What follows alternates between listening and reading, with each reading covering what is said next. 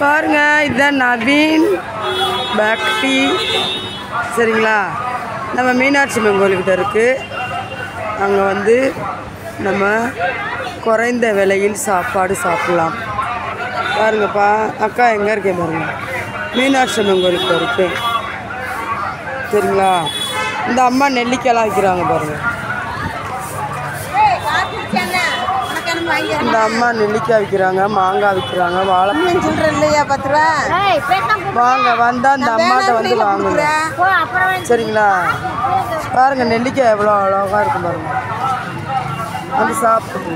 சிம்மக்கலுக்கு வந்தீங்கன்னா இங்கே வாங்க. பாருங்க பாருங்க பாருங்க. சரிங்களா? அக்கா நவீன் பேக்கரியில் சாப்பிட போகிறேன், பசிக்குது. வாங்க, நீங்களும் சாப்பிடலாம்.